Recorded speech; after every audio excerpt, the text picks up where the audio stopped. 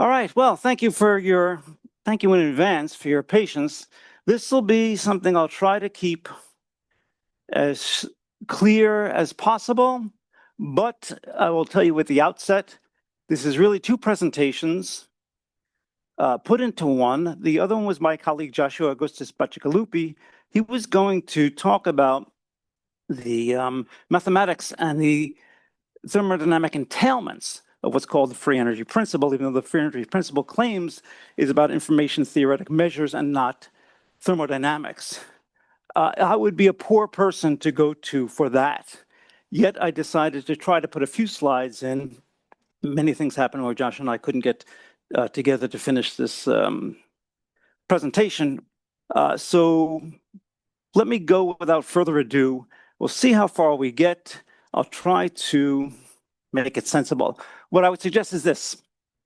Please do not read the slides. I'll put them up later if you want them, but my slides tend to be very word heavy. And then I'll say something other than the words on the slides. That's pretty bad for native speakers. It's terrible for non-native speakers. So just listen to me, and I'll point out the things on the slides that I want you to hear. Okay, thank you. Those are the caveats. Okay, relevance, choice, meaning, or statistical probability. Considering the applicability of the free energy principle in biosemiotics. This talk will continue the themes of resonance and co-attunement, because I believe that's what semiosis is. I don't believe there are signs, there is semiosis. There's a process of making meaning within the individual and between individuals. Sign is an artifact of that. We put something in relation, we'll call it a sign. What's happening is we are, individually and collectively, putting things together to do what? My posit is to walk into the next moment. So, the article in which I always made this the most clear was called Creation of the Relevant Next, How Living Systems Capture the Power of the Adjacent Possible Through Sign Use. And it draws on Stuart Kauffman's notion of evolution via the adjacent possible. The quick version of that is the adjacent possible are those possibilities that have just been actualized. I've been asked up here. And the substrate upon which immediate next actualization must take place. You've contextualized it to hear me, and now I must give the talk. That's the position I'm in right now. In evolution, the power of this idea is that evolution is not unfolding of a deterministic process, nor is it directed by the genes or anything else. If it's directed by anything, it's directed by the living systems. How do they direct it? With foresight and a plan? No. They react like we do. Evolution is unprestatable. Kauffman's idea is that let's grant, we'll say, we'll have to start somewhere with granting natural selection something. Let's say natural selection has selected for the development of a swim bladder in a fish. Okay, very good. All the variants without swim bladders were eliminated. Differential reproduction, that whole story. Now that that bladder exists, what is natural selection doing with it? In many ways, nothing. If it's still maintained, what can happen in that bladder? Other organisms can live in it. All organisms? No. Some organisms. A bacterium, microbiomes might occupy that swim bladder. A giraffe will not. The presence of the swim bladder makes possible some possibilities, but not all possibilities. Which possibilities actually come into being? If you look at it from the outside, you might think, well, it's contingent or it's random. No, I would argue it is ultimately semiotic. So, the notion that this ties into is one called relevant next sequent organization, which always asks, what possibilities have just been made available for immediate next action? We see this in the insect world with stimergy. The products of each organ's previous action become the substrate upon which any next action will have to take place. And this is how these complex termite mounds and these complex honeybee hives are built, one by one. Each, as Peirce would say, the interpretant of each sign is another sign, and sometimes a more developed sign. But because the signs have changed, they offer different possibilities than they did beforehand at any given point. This is relevant action here, not yet there. Right? Things have to be built in the world, and we see things built in the world like this. We see this most powerfully in human interaction. In conversation, particularly between more than one person, no one has an assigned turn. Okay, first Kalevi will talk, he'll say something, and then I'll respond, then Yammer will say something. It doesn't work that way. We get together, we start exchanging signs, none of us know where it's going to go. It could go in all different directions. None of us has a pre-limited time to speak. You might speak for 5 minutes, I might speak for 1 second. None of us know in advance where it's going, and none of us even know how our thoughts will be completed. We change our thoughts as we're speaking them in reaction to the way others are reacting to us. All of this is unfolding together in real time. So I won't go through all these examples, but if you look at the work of, say, Charles Goodwin or Emmanuel Shegloff, talk and interaction and methodology, you will see that throughout and across languages, these principles are the same.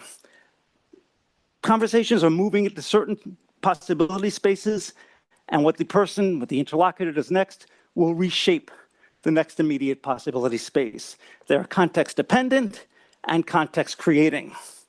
The agency is with those making the signs. It's not coming from above. So again, you have all possible states of reality at time one.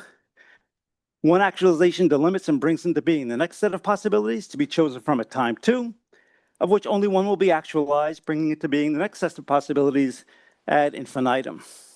So again, the adjacent possible are those possibilities that have just been actualized, and the substrate upon which immediate next actualization must take place. Okay, so I'll come back to this in a little bit, but the important point here is about the resonance. It's about the coordination, the improvisation together as we make meaning. But it's also, if you think about it from a semiotic point of view, it puts every being in every moment at a place that is not yet complete. In a sense, you're fully in this moment. In a sense, this moment is presenting you with absences that you must address. Von Uxküll says, life comes to the organism in the form of questions, okay? Now, as far as conversation goes, I'm just going to go through this slide shortly. It's because when I talk to you, you either agree or disagree. That lets me know if we're aligned, how we can do next. Because each moment we're co-creating this cognitive space together, we are truly building a world together. If I start talking too far out of the Overton window, out of the range of sensibility, you will let me know, and I will adjust or not adjust. But through this constant back and forth of looking and affirming, telling and denying, we bring a world of linked actions together, a context of publicly displayed, continually updated intersubjective understandings. And this, as Heritage says, is through these means the intersubjective availability of real-world events is produced and reproduced as the indubitably given stable feature of real-world events, which, for its producers, it has always been. That's easy to understand when it comes to human conversation, human culture. We keep self-amplifying the things that we think are true, the things that we believe, or the things, the prejudices that we hold. What I'm more interested as a biosemiotician, of course, is to what extent the same dynamic is at play with animals. Again, Uxküll says life comes to the organism in the form of questions, because all life forms, like we do, encounter chance, alterity, and otherness on a moment-to-moment basis and live their lives answering through their actions and abductions the eternal experiential question, omnipresent, that the very act of living ceaselessly imposes on them. What do I do now, given this? And then I do or don't do something. I'm active or quiescent, and that changes the context, which presents me with the next question. What do I do now, given this? We're constantly collapsing this wave function of possibility, this wave function of meaning, if you will, and setting the context for the next moment of indeterminacy that we must act upon, that we must somehow fill. So, I call this moving into the adjacent possible, and again, I'll put these slides up because I'm a Persian.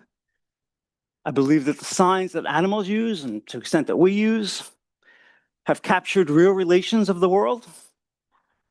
But unlike a kind of naive notion of the sign as pointing to a thing, it doesn't. As Jeremy Sherman says, it doesn't arrow, it narrows. It carves out a kind of possibility space within which you may move into the next moment. So the signs that are captured, even by organisms, still have more richness to them. There's still more resonance that can be explored. It's potential resonance. Maybe until the context is right, that resonance will never come to fruition. But there are things entangled with the sign which are not just it's referent at the moment. There's all kinds of contextualizations. And these things remain as potentials within the sign relation to be developed later.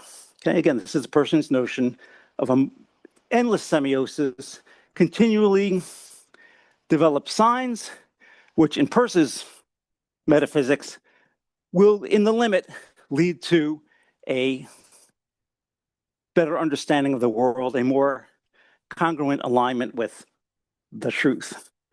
A sign, says Peirce, is so determined by something other than itself called its object, that it determines some actual or potential determination that I term the interpretant. The interpreting mind is therein determined immediately by the object, and the function of a conception is to reduce the manifold of sensuous impressions to a unity. Now we're coming down to the part I really want to talk about. This is the part that really, I think, is one of the most important open questions in biosemiotics. Briefly, this is Priscilla Borges' Peircean diagram. Let's put it this way without going to all the terminology. Within us right now, whatever it is going on, we'll say in your brain, okay? But actually it's your body and it's your embodiment in the context. There are multiple levels of meaningfulness going on. For now, we could say they're information. It's a terrible term because it's a static term. Information is not a thing, it's a relationship. But the idea is that all the things going on now have different relationships with each other, right? What you look like to me and what my memory of people who look like you were like, and what else I'm projecting is going to happen in the future, and the state of my microbiome, and the state of my nervous system, and the posture you're taking, giving me signs, and the way I'm responding to them. These are all in play. These are all resonating through my system at the moment. Josh, in particular, has come up with a way of, and I've left the equations out here, that's Josh's work, of modeling these kind of relationships as resonances much like the resonances of the harmonics of a plucked guitar string or something. But this is the harmonics without any directional bias. And this is the harmonics when put into a system wherein things have meaning. The question is, if my detection of this thing has all of these different emotional and contextual and linguistic and olfactory associations with it, and then I try to think of it in relation to this thing, which also has the same, how do these resonances come to join together the manifold of sensuous impressions into a unity? The notion is that this happens simultaneously. If it happens sequentially, if it happens algorithmically, they are still distinct. The sign, object, or Brisentamen must collapse into an interpretant. And simple interference patterns won't do it, because there's many interference patterns going on in the brain. There's many moire patterns. Which ones are have such an affinity for each other in that moment, in that contextual moment, such that they will be the ones that collapse into a unity? This is, to me, the big question, or a big question, of semiosis. You can make models about resonance, you can make models about co-attunement, but there's a vast field of possible co-attunements and resonances. What directs them? How do they collapse from all the possible things they could be into that one thing? Just like when we make a word, there's all possible things I could be referring to. Something gets established and you see it's that one thing. There's, again, when I show the collapsing the wave function here, this is not meant to be a strict physical analog, but I think it gets at the general idea. So, because I'm interested in this, because this problem is fascinating to me, Of course, I'm quite interested in this idea that has been out now for about 10 years by Carl Friston, called the abductive inference, active inference, or the free energy principle. And even some of the very good Persians and biosemioticians have seen the resonance, as it were, between the free energy principle articulations and this kind of collapse of possibility, this making of meaning, what Persian would call abduction. A central tenet of biosemiotics in the Persian way is that we have no guarantee of anything we do. Everything is fallible. We don't know, we guess. This is our best guess based on what we think we know right now, and we have to place the bet. Again, even if the bet is doing nothing, we're placing the bet. So, the free energy principle claims to show us a way whereby these bets are placed such that our model of the world and the world itself remain closely aligned, or should become closely aligned in the limit. I wonder how I'm doing on time. I guess I'll find out. Yeah, 40 minutes, perfect. Okay, so, because again, you want the real deal on this, you go talk to Josh. But for our purposes right now, the basic introduction is it's a mathematical framework. It comes from mathematics. In a sense, it comes from Helmholtz's notion of natural inference, but plugged into a lot of machine learning algorithms and plugged into a lot of mathematical formulation from Bayesian probability theory.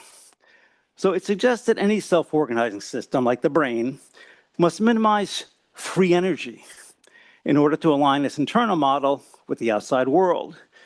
But importantly, Friston's very clear on this, free energy is not thermodynamic energy, right? It's not like usable work and unusable work. It's simply an information theoretic measure of prediction error. If any work's being done here, and again, he doesn't go into the thermodynamics, the work is to constantly adjust a model. So, it builds on the Bayesian brain hypothesis, the idea that the brain updates beliefs based on sensory evidence. Perception leads to inference as to what's most likely the case, and action tests those inferences upon the world to confirm predictions. This, on the first glance, is pure Peirce, right? We don't know, we abduct, and then we test, and then we find out. Great, we've got something now to help us work out Peircean biosemiotics, maybe. How much to go into this? Hey, Josh, give me a hand here. Okay, I'm not going to undo the equation. Basically, the idea is you have the system's eternal beliefs about the world's hidden states.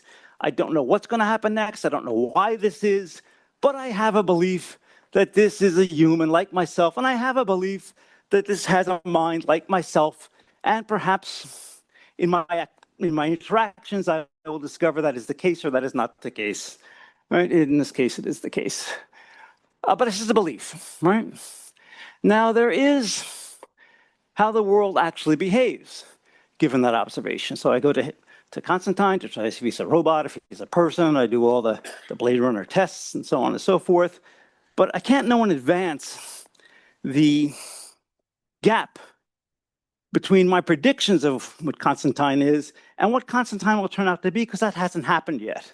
So what you want to do is make a model that can actually take the probabilities of my being right here and, in a certain sense, calculate them numerically. We won't go into it. It's all about, negative log function, which is just a simple way of turning a fraction to say the probability is always between 0 and 1.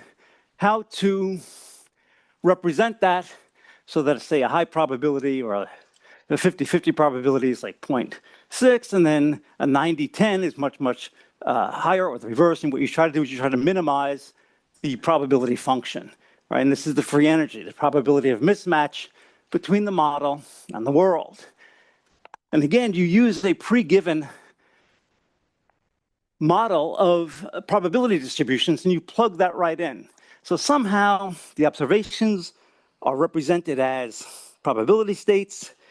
The Expected actions are represented as probability states, and there's this third equation which will actually show you the difference between them, and the job is to minimize the potential difference, the probabilistic mismatch of surprisal, things you don't expect. For your internal model, as close as possible as the world actually behaves. I'll flip through this pretty quick. So again, Josh could explain this, but what's interesting to us, 5 minutes,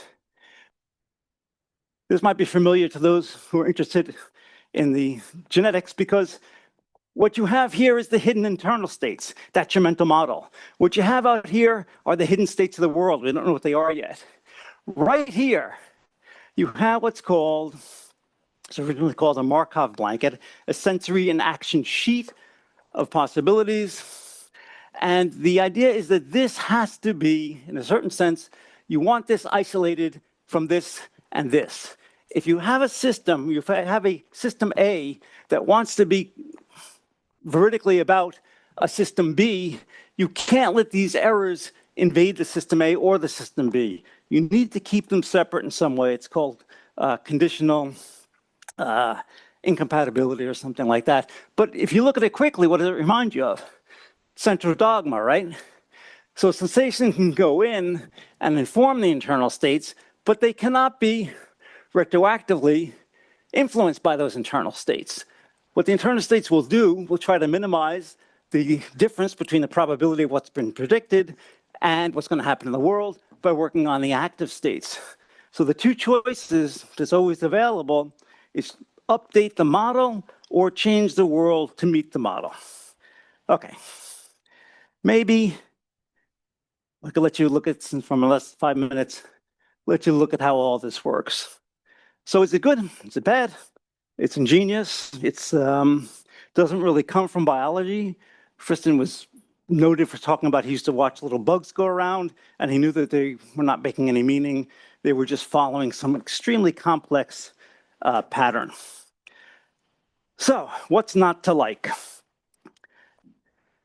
Firstly, the most important drawback for its use with living systems is that it's algorithmic. Semiosis, interpretation, says Kalevi, takes place in the now.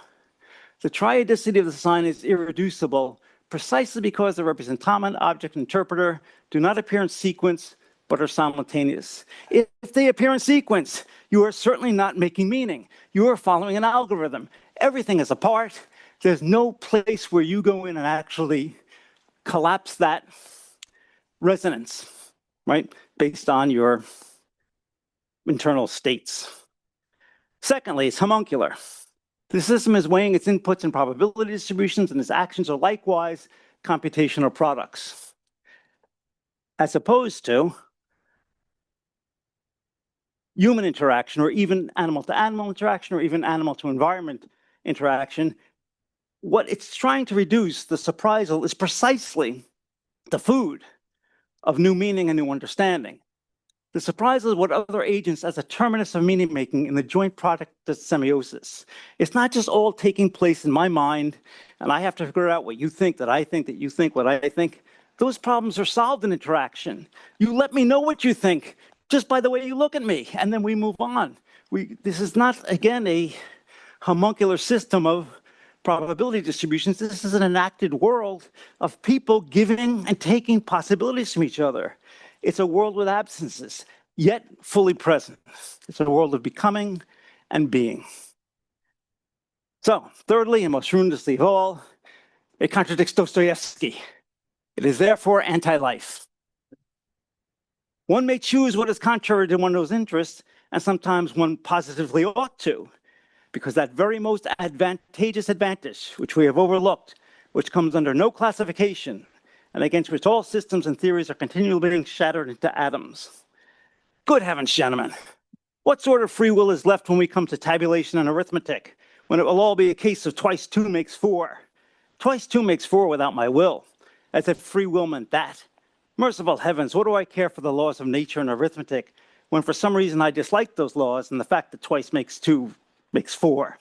Of course I cannot break through the wall by battering my head against it, if I really have not the strength to knock it down. But I'm not going to be reconciled to it simply because it is a stone wall and I have not the strength. Oh, absurdity of absurdities.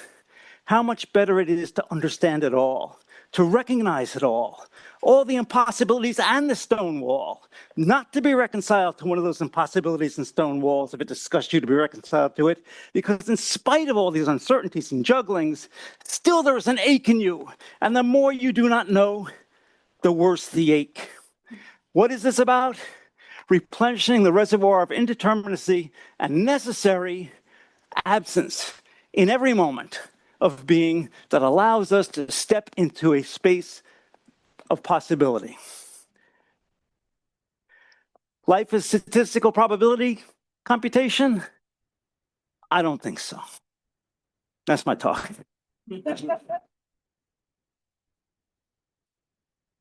I always wanted to use those quotes in a talk.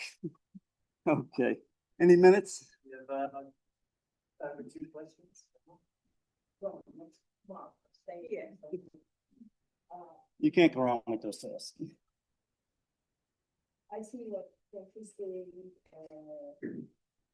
exposing learning that the updating of the upgrading What Friston's doing. After taking the measures said. But the problem is you cannot believe about all human variables.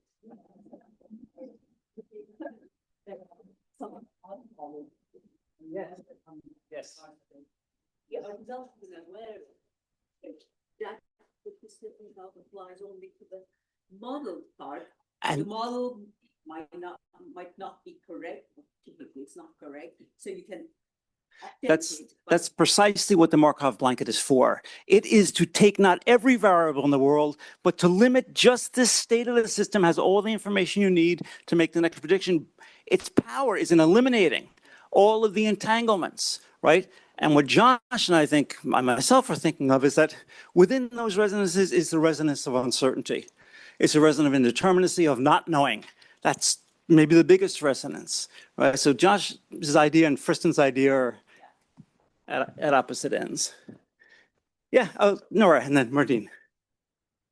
So I've been exploring this world of the hidden, Yeah. the unseen. And one of the things that has come up for me around it is, especially sort of in contrast to possibilities, is insidiousness. Uh-huh. That there's a way in which these unseen things, I mean, the nature of something being insidious is that you didn't see it coming. Yeah. Right? Something was combining, it was coalescing, and it emerged later as a thing that you did see, and you think, oh, we've got to solve this problem. Yeah. But it's been in the unseen, in the hidden variables, and those variables are changing each other. Yeah, you have a word for this, right? Yeah. Anaphroesis? Aphanopoesis. Aphanopoesis, exactly. I hope you give a talk on it because it's very much the same idea. Yeah. Just this, but the relationship to possibility is very important. It's everything. It's everything. Yeah. Because we cannot afford to linearize possibility right now. Yeah. And when you algorithmize it, you were constraining it so much it might not need be any possibility. That's Dostoevsky's point. Yeah. Symergy. Stream of consciousness. Okay. Which has been endemic in human languaging, but not in the written word. Yeah. And wasn't discovered by Western literature until 100 years ago. Oh, sorry. Here, get this out. Get this junk off. Yeah. And and play of amusement, right? Right. Play of amusement. Things come from it, not from following an algorithm. It's an absolute, purely creative play of amusement. Thank you for your patience. No, you got one more. You got time for one more question. Do I have time for one more question? Okay. Yes, sir. Yeah.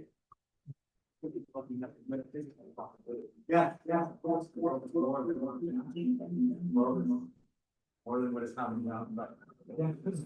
Yes. That was what's shaping that possibility space.